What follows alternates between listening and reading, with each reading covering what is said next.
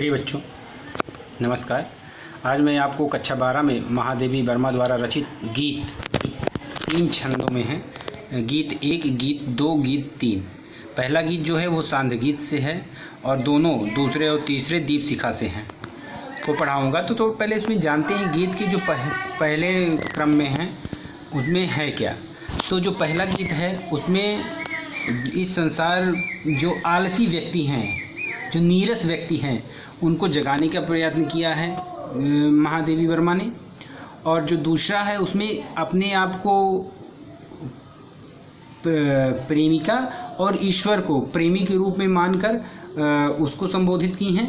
और तीसरे छंद में अपने आप की आलसाई हुई आँखों के माध्यम से इस संसार में ऐसा निशान छोड़ जाना चाहती हैं, यानी मानवीकरण अलंकार का प्रयोग करते हुए वो लोगों को इस प्रकार सजग करना चाहती हैं कि आप इस संसार में आए हो तो आपका अस्तित्व क्या है और आप अपने जाने के बाद कौन सा निशान छोड़ जाएंगे, उसके बारे में दर्शाती हैं। तो आइए हम लोग चलते हैं पाठ्यक्रम पे और पढ़ते हैं गीत। चिर सजग आँखें उनींदी आज कैसा व्यस्त बाना, जाग तुझको दूर जाना, जाग तुझको दूर जाना। अचल हिम गिर के हृदय में आज चाहे कंप होले, या प्रलय के आंसुओं में मौन अलसित व्योम रोले। आज पी आलोक को डोले तिमिर की घोर छाया, जाग या विद्युत शिखाओं में निठुर तूफान बोले। पर तुझे है नास पथ पर चिन्ह अपने छोड़ आना, जाग तुझको दूर जाना, जाग तुझको दूर जाना। प्रस्तुत छंद में महादेवी वर्मा ने अपने साधना के पथ में तनिक भी आलस्य न आने देना चाहती हैं, इसलिए वो अपने प्राणों को संबोधित करते होती कहती हैं कि हे प्राण, निरंतर सजग माने जागरूक रहो। तुम निरंतर जागरूक रहने वाली आंखें आज आलस युक्त क्यों हो गई हैं और तुम्हारा वेश आज अस्त व्यस्त कैसा है।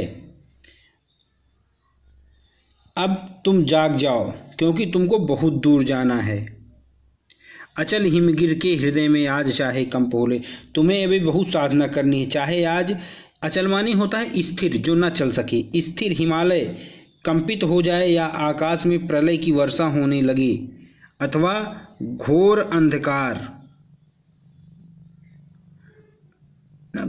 तिमिर की घोर छाया, अथवा घोर अंधकार प्रकाश को निगल जाए, अथवा चाहे चमकती हुई कड़कती हुई बिजली से तूफान बोलने लगे, विद्युत शिखाओं से बोलने लगे। तुम्हें उस विनाश बेला में अपने चिन्हों को छोड़ते हुए चलना है और साधना पथ से विचलित नहीं होना है। महादेवी वर्मा जी पुनः अपने प्राणों को संबोधित करती हुई कहती, हे प्राण, अब तू जाग जा क्योंकि तुझे बहुत दूर जाना है। बांध लेंगे क्या तुझे यह मोम के बंधन सजीले, पंथ की बाधा बनेंगे तितलियों के पर रंगीले।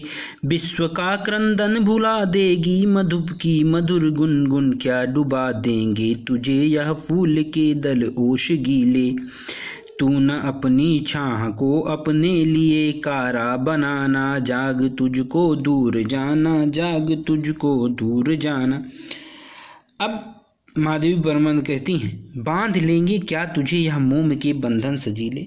अपने कर्तव्य पथ पर अग्रसर रहने वाले जो व्यक्ति होते हैं, क्या मोम की तरह कोमल अपनी प्रेषी यानी प्रेमिका के भुजपास में मोह में बंधन में बंध जाएंगे? क्या वो आगे नहीं बढ़ पाएंगे? क्या रंगीन तितलियों के पंख के सौंदर्य में डूबकर तुम अपने कर्तव्य पथ को भूल जाओगे? मधुप माने होता है भौरा। क्या भौरे की मधुर मधुर गुंजान के आगे दुख और पीड़ा से पीड़ित विश्व का करुण क्रंदन तुम नहीं सुन पाओगे? तुम सुन पाओगे? क्या तुम फूलों की पंखुड़ियों पे पड़े ओस के कणों के सौंदर्य में इतना भाव विभोर हो जाओगे कि तुम्हारा अपना अस्तित्व ही समाप्त हो जाए? नहीं नहीं, तुम कदापि ऐसा नहीं करना। क्यों? तुम ना अपनी छाया को अपने लिए कारा बनाना, क्योंकि तुम अपनी छाया तक सीमित मत रहना, अर्थात अपने वैयक्तिक सुखों को सीमित रखकर अपने को स्वार्थ के कारागार में मत बंद कर लेना। तुम्हारा आदर्श बहुत ऊंचा है, तुम सजग हो जाओ, तुम्हें अपने जीवन पथ पर बहुत दूर जाना है। अब संभल जाओ। ब्रज का उर एक छोटे अश्रु में धो गलाया, दे किसे जीवन सुधा दो घूंट मदिरा मांग लाया। सो गई आंधी मलय की वात का उपधान ले, क्या विश्व का अभिशाप चिर नींद बनकर पास आया। अमरता सुत चाहता क्यों मृत्यु को उर में बसाना, जाग तुझको दूर जाना, जाग तुझको दूर जाना। ब्रज माने होता है कठोर। अब फिर अपने प्राण को संबोधित करते हुए कहती, ये महत्वपूर्ण पैराग्राफ है। हे प्राण, क्या किसी की 2 बूंद आंसुओं से तेरा हृदय पत्थर जैसा कठोर हो गया है? ब्रज उर माने हृदय, छोटे अश्रुकण को धो गलाया, यानी क्या किसी के 2 बूंद आंसुओं से तेरा हृदय पत्थर जैसा कठोर हो गया है? अपने जीवन की दे किसी जीवन सुधा दो, अपने जीवन के अमृत को देकर बदले में यह मोह की मदिरा, मदिरा माने जानते हो आप सभी लोग, कहाँ से लाया है? सो गई आंधी मलय की वात का उपधान ले, क्या उपधान माने होता है तकिया। क्या मलय से बहने वाली हवा, वात माने हवा, को सिर से नीचे लाकर आंधी नीचे लगाकर, यानी मलय की हवा को नीचे तकिया लगाकर आंधी सो गई? अर्थात क्या संसार के समस्त अभिशाप आज तुम्हारे पास, विश्व का अभिशाप, क्या विश्व के संसार के समस्त अभिशाप ये आज तुम्हारे पास नींद बनकर आ गए? अमरता सुत, अमरता माने देवपुत्र, जो अमर है देवता अमर है, तो ये देवपुत्र, सुत माने पुत्र। हे देवपुत्र, क्या तुम अपने हृदय में मृत्यु को बसाना चाहते हो? यह उचित नहीं है। उठो और अपने कर्तव्य पर तत्परता से आगे बढ़ो, अभी तुम्हें बहुत दूर जाना है। कहन ठंडी सांस में अब धूल वह जलती कहानी, आज हो उर में तभी दृग में सजेगा आज पानी। हार भी तेरी बनेगी मानिनी, जय की पताका राख राख क्षणिक पतंग की है, अमर दीपक की निशानी है तुझे अंगार शैया पर मृदुल कलियां बिछाना। जाग तुझको दूर जाना, जाग तुझको दूर जाना। अब यहाँ पे महादेवी वर्मा जी कहती हैं कि अपने अतीत का चिंतन छोड़ो, वर्तमान को संवारने के लिए उद्बोधन करती हैं। क्या कह रही हैं? कहना ठंडी सांस में तुम अपनी जो पुरानी यानी अतीत की गाथाएं की ठंडी सांस को दोहराओ, अर्थात अतीत के प्रति निराश हो जाओ, निराश ना हो, है ना। उस जलती हुई कहानी को भूल जाओ, क्योंकि अब वह समाप्त प्राय है। आग ही उर में तभी दृग में सजेगा आज पानी, क्योंकि जो भी अभी आपकी सुखद स्मृतियां थी और जिसको आप रो रो कर कह रही थी कि वो पौरुष यानी परिश्रम की निशानी है। आँखों का आंसू तभी शोभा देता है जब हृदय में कुछ कर सकने की ललक होती है।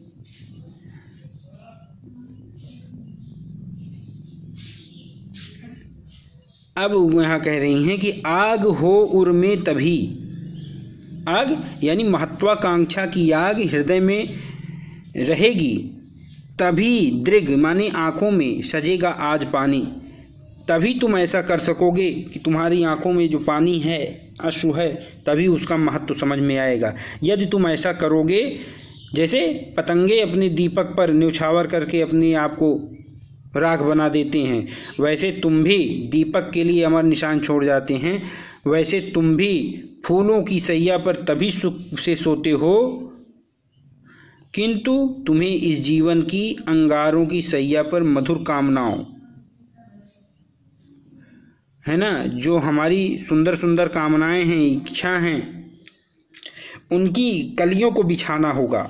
अर्थात अपनी समस्त कामनाओं का त्याग करना पड़ेगा, आलस्य छोड़ना पड़ेगा हमें कुछ प्राप्त करने के लिए। तब हम जाकर अपने जीवन पथ पर आगे बढ़ सकते हैं। वही कह रही हैं, जाग जाओ जाग जाओ, क्योंकि अभी तुमको बहुत दूर जाना है। ये इनके पहले गीत है। पहली गीत में रस जो है वो पूरे में तो वीर है, ये अंतिम छंद में श्रृंगार रस है। भाषा साहित्यिक खड़ी बोली है, अलंकार रूपक है, अनुप्रास है और मानवीयकरण है। अब हम चलते हैं दूसरे गीत पर। पंथ होने दो अपरिचित प्राण रहने दो, अकेला घेर ले छाया अमा बन आज कच्चल अज्जुओं में रिमझिमा ले या गिरा घन। और होंगे नयन सूखे तिल बुझे और पलक रूखे, आद्र चितवन में यहाँ सत विद्युतों में दीप खेला। अब कवित्री कहती हैं महादेवी वर्मा कि वे अपने लक्ष्य पथ पर निरंतर आगे बढ़ती रहेंगी। तो महादेवी वर्मा जी कहती हैं कि साधना पथ अपरिचित है, जिस पथ पर हम चल रहे हैं वह अपरिचित है। तो क्या हुआ, प्राण रहने दो अकेला, क्योंकि हर साधक का मार्ग अलग होता है, इसलिए मुझे भी अकेला रहने दो। मुझे अकेला ही चलना पड़ेगा, तो भी क्या चिंता। घेर ले छाया अमा बन, चाहे विघ्न बाधाओं का अंधकार अमावस्या रात्रि बनकर मुझे घेर ले। अमा माने अमावस्या बनकर मुझे घेर ले, और कज्जल अंशुओं ने रिमझिमे में यह घिरा घन, और विपत्तियों के घने मेघ मुझे घेर कर, कज्जल माने यहाँ पे नेत्र से काजल मिश्रित अश्रु वर्षा कर दें, मुझे रुला दें, पर पथ पर आगे बढ़ने से मुझे नहीं रोक सकते। और होंगे नयन सूखे, वे कोई दूसरे नेत्र होंगे जो संकटों को सहते सहते सूख जाते होंगे। तिल बुझे और पलक रूखे, तिल अपनी चमक खो देते हैं और पलकें रूखी रूखी हो जाती हैं। आद्र चितवन में यहाँ सतविद्युतों में दीप खेला, मैं उनमें से नहीं हूँ जो विघ्न बाधाओं से घबरा जाऊं। मेरी साधना रूपी दीपक ने तो घनघोर वर्षा और कौंती बिचलियों के भी निरंतर प्रज्वलित रहना सिखा है, और मेरे नेत्र प्रीतम के प्रेम में सदा सिक्त और कांति युक्त रहना जानते हैं। जो इसका काव्य सौंदर्य है, भाषा शुद्ध खड़ी बोली है, शैली गीतात्मक है, शब्द शक्ति लक्षणा है, गुण प्रसाद है, अलंकार अनुप्रास है और अतिशयोक्ति भी है। अन्न होंगे चरणहारे और हैं जो लौटते, दे सूल के संकल्प सारे, दुख व्रति निर्माण उन्मद, या अमरता नापते पद, बांध देंगे अंग संस्कृति ते से तिमिर में स्वर्ण बेला। अब इस छंद में महादेवी वर्मा अनेक प्रकार के कष्टों से भरा होने के, अनेक प्रकार से मार्ग में कष्ट हैं, फिर भी वो निरंतर आगे बढ़ने का जो संकल्प लेके चलती हुई कह रही हैं कि अन्य होंगे चरण हारे। वो कोई और ही चरण होंगे, वो मेरे चरण नहीं हैं जो हार गए होंगे।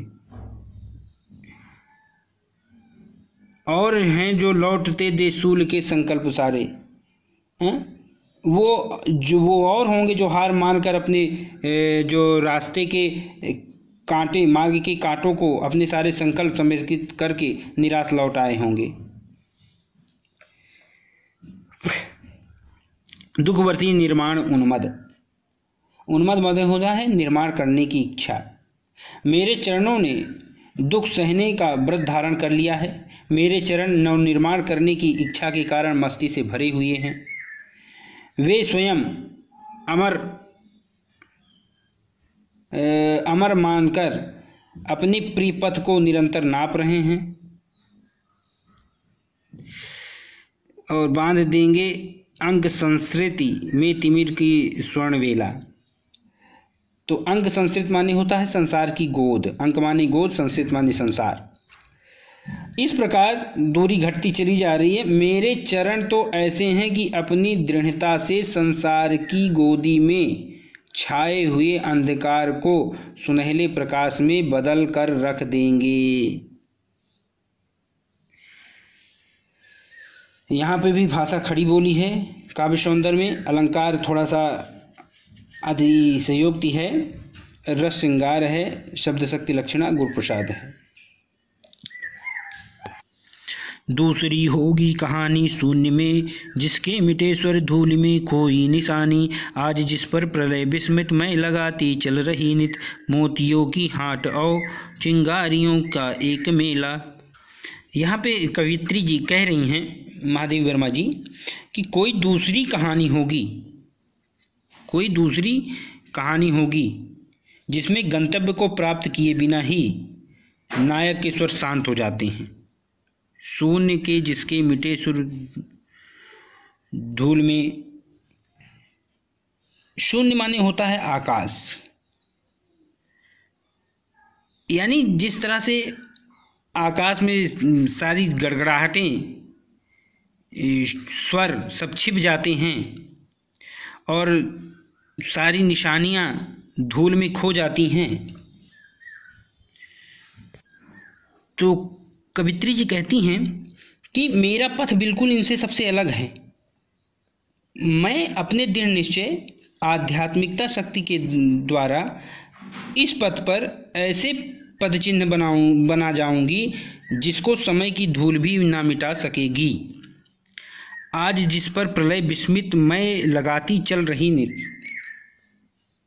मैं अपने प्रियतम परमात्मा पर मर मिटने के लिए पवित्र दृढ़ निश्चय को देखकर अपने प्रलय भी आश्चर्यचकित, विस्मित माने आश्चर्यचकित हो रही हूँ।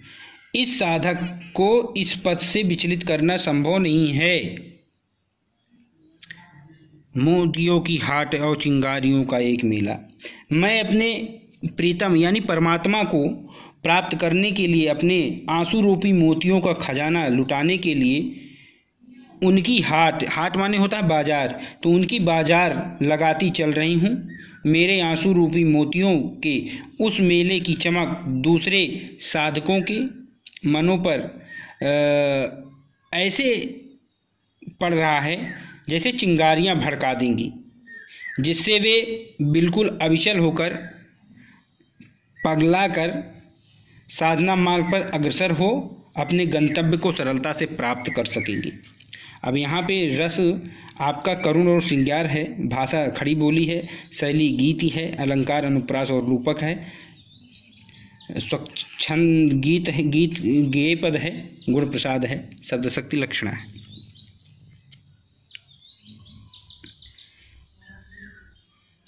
हास का मधुदूत भेजो रोष की भूभंगिमा पतझार हो चाहे सहेजो लो मिलेगा उर अंचल वेदना जल स्वप्न सतदल जान लो वह मिलन एकाकी विरह में हो दुकेला पंत होने दो अपरिचित प्राण रहने दो अकेला। हास का मधुदूत, हास का मधुदूत का मतलब होता है मुस्कान रूपी मधुर दूत। और भूभंगिमा, भूभंगिमा माने होता है भौवें की वक्रता, मतलब जिस तरह से आप टेढ़ी मेढ़ी करें। सहेजो माने एकत्रित करें, संभालना। तो महादेवी परमा कहती हैं भगवान से मिलने के लिए, परमात्मा से मिलन के लिए, कि मुझे चाहे तुम मुस्कान का मधुर दूत भेजकर अपनी ओर आकर्षित करो, बुलाओ, चाहे अपनी भावों की वक्रता से टेढ़ा करो यानी क्रोध प्रकट करो करते हुए, चाहे पतझड़ को एकत्रित कर लो। कहने का तात्पर्य यह है कि चाहे तुम प्रसन्न हो जाओ अथवा गुस्सा हो जाओ, किंतु मेरा अडिग हृदय वेदना का जल और सपनों का कमल पुष्प लिए तुम्हारी सेवा में अवश्य उपस्थित रहेगा और ले मिलेगा उर अंचल उर माने हृदय, ये मेरा हृदय आपसे मिलकर ही रहेगा। मैं अवश्य मिलूंगी।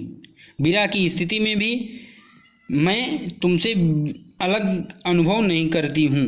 मिलने के क्षणों में इतनी तन्मय हो जाती हूँ कि मुझे ये जो वेदना है, कष्ट है,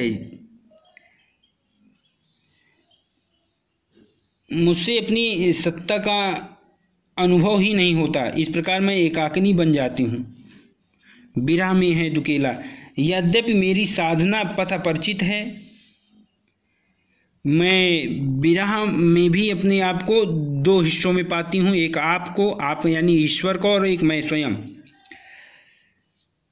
मेरे लिए पथ परिचित है, मेरे प्राणों का पथिक अकेला है। फिर भी चिंता की कोई बात नहीं, क्योंकि मुझे यह दृढ़ विश्वास है कि एक न एक दिन मैं अपने प्रीतम अर्थात भगवान परमात्मा से अवश्य मिल सकूंगी। तो यहाँ भी भाषा, काव्य सौंदर्य में भाषा खड़ी बोली है, अलंकार में मानवीकरण, रूपक अनुप्रास, रस संयोग श्रृंगार है, शब्द शक्ति लक्षणा है। अब हम लोग चलते हैं अगली गीत में। ये गीत दीपशिखा से है, नंबर 2 और नंबर 3 भी दीपशिखा से है, और पहला गीत सांध गीत से है। मैं नीर भरी दुख की बदली, इस स्पंदन में चिर निस्पंद बसा, क्रंदन में आहत विश्व हंसा, नैनों में दीपक से जलते, पलकों में निर्झणी मचली, मेरा पग पग संगीत भरा। इस छंद में महादेवी वर्मा जी अपनी आंतरिक वेदना को व्यक्त करते हुए अपना अत्यंत ही मर्मस्पर्शी परिचय दिया है। कहती क्या है कि मैं वह बादल हूँ, बदली एक बादल का एक छोटा सा रूप, मैं वह बादल हूँ जिसमें दुख के आंसुओं का जल भरा हुआ है। दुख रूपी आंसुओं का जल भरा हुआ है। स्पंदन होने होता है प्रकट होना, प्रस्फुटित होना, उदय होना, और निस्पंदन माने स्थिर। मेरे हृदय की धड़कन में चिर शाश्वत निरंतर मौन बसा हुआ है, और मेरे स्पंदन में चिर निस्पंद बसा है, यानी मेरे रोने में आहत संसार की संपूर्ण मुस्कान छिपी हुई है। मेरी आंखों में आशाओं के दीपक बराबर जल रहे हैं। नैनों में दीपक से जलते, मेरी पलकों में, नैनों में, मेरी आंखों में आशाओं के दीपक बराबर जला करते हैं। पलकों में निर्झणी मचली, जबकि पलकों में निर्झणी माने वेदनाओं की, अश्रुओं की निर्झणी बह रही है। निर्झणी माने बरसात होना, लगातार झरते रहना। मेरा पग पग संगीत भरा, मेरे जीवन की गति में पग पग पर आनंद भरे संगीत मुखरित होते हैं। श्वासों में स्वप्न पराग झरा, और हमारी श्वासों में स्वप्नों की सुगंध आती है। नभ के रौ रंग बुनते दुकूल, मेरे मस्तिष्क में आकाश की कल्पना, नभ माने आकाश की कल्पना, रौ माने आवाज़, कल्पना रूपी रेशमी वस्त्र नित्य नए नए रूप बुने जाते हैं। मेरी छाया में मलयज वायु पला करती है। छाया में मलय बयार पली, यानी मेरी छाया में मलय बयार माने हवा पला करती है। मैं क्षितिज भृकुटि पर घिर धूमिल, चिंता का भार बनी अविरल, रज कण कण पर जल कण हो बरसी, नवजीवन अंकुर बन निकली। मैं वह नीर भरी बदली हूँ। मैं क्षितिज, क्षितिज माने होता है वह स्थान जहाँ पृथ्वी और आकाश मिलते हुए दिखाई देते हों। तो जो क्षितिज की भौहें पर उदास होकर घिरती हुई हूँ, और चिंता रूपी जल के बोझ के बराबर लदी हुई हूँ। अविरल माने लगातार, निरंतर। फिर रजकण पर जलकण हो बरसी, फिर विश्व की रौंदी हुई आंसुओं की, रजकल माने धूल की कगारों पर जीवन दान देने के लिए जल बनकर बरसती हूँ। फिर नवजीवन अंकुर बन निकली, फिर उसमें नवजीवन का अंकुर बनकर प्रकट होती हूँ। पथ को न मलिन करता आना, मेरा आगमन रास्ते को धूमिल नहीं करता है, गंदा नहीं करता है, और न मेरा जाना ही स्मृति स्वरूप के पदचिन्ह छोड़ जाता है। पदचिन्ह न दे जाना सुध मेरे आगम की जग को। यद्यप मेरी पीड़ा का कहानी बहुत लंबी है, फिर भी मेरे आगमन की सूचना मात्र से विश्व में सुख की शिहरन, सुख की लहर पैदा कर देता है और संसार प्रसन्न हो उठता है। सुख की शिहरन हो अंत खिली, विस्तृत नभ का कोई कोना। इस विस्तृत संसार रूपी आकाश में जहाँ मेरा न कभी अपना होना परिचय, इतना इतिहास यही उमड़ी कल थी, मिट आज चली मैं नीर भरी दुख की बदली। फिर इस संसार के विस्तृत कोने में, विस्तृत संसार के किसी एक कोने में मैं जहाँ उड़ान सोचा करती हूँ, उड़ान भरती हूँ, ऐसा कोई कोना नहीं है जिसमें मैं अपना कह सकूँ। इस संसार में मेरी एक दयनीय स्थिति है। संसार भर को ढकने वाले आकाश में मेरे लिए कोई अपना स्थान नहीं है। यह मेरे जीवन की कहानी है, यही मेरा परिचय है। आजकल मैं आकाश की छाई हुई घोर बदली के समान हूँ। आज बरस कर समाप्त हो गई हूँ। जो इसका काव्य सौंदर्य है, भाषा आप खड़ी बोली है और रस श्रृंगार है, और इसमें अपने आप को बड़ी करुणा और पीड़ा में व्यक्ति की मार्मिकता की संवेदना के साथ महादेवी वर्मा ने चित्रित किया है। इसी के साथ अब हम लोग आगे मिलते हैं अगले गीत के साथ। तब तक के लिए नमस्कार। और प्यारे बच्चों, इस वीडियो को देखिए, सब्सक्राइब करिए और अपने मित्रों को भी बताइए, जैसे उनको भी पढ़ाई आसान हो जाए। तब तक के लिए नमस्कार।